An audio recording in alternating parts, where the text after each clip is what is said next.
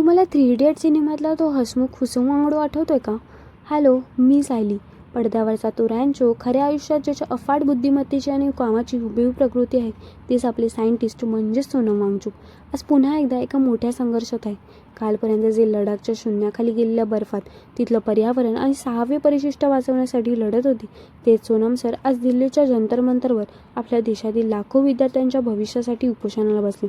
आज देशातील संपूर्ण परीक्षा पद्धत आणि शिक्षण व्यवस्था पोखरली गेली आहे.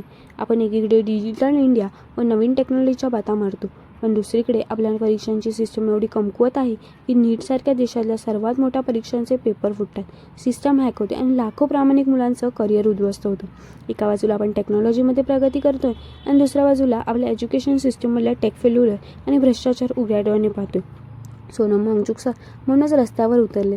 त्यांची मागणी अधिक साधी आणि स्पष्ट आहे. देशातल्या परीक्षांमध्ये पारदर्शकता आणा. या भ्रष्टाचाराची आणि ढासळलेल्या सिस्टीमची नैतिक जबाबदारी घेऊन शिक्षण मंत्र्यांनी राजीनामा द्यावा. विचार करा, हा माणूस स्वतःसाठी काहीच मागत नाही.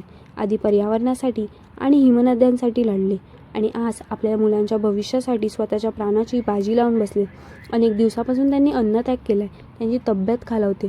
आपण जर आज गप्प बसलो ना, तर आपली पुढची पिढी आपल्याला नक्की विचारेल, जेव्हा सोनम वांगचुक देशासाठी, शिक्षणासाठी आणि आपल्या भविष्यासाठी उपोषणाला बसले होते, तेव्हा तुम्ही काय करत होतात? कारण आपण भगतसिंग किंवा गांधीजींच्या काळात नव्हतो, पण आज आपण आहोत. So we have a chance to support him. आता वेळ आली या रिअल हिरोची ढाल बनण्याची.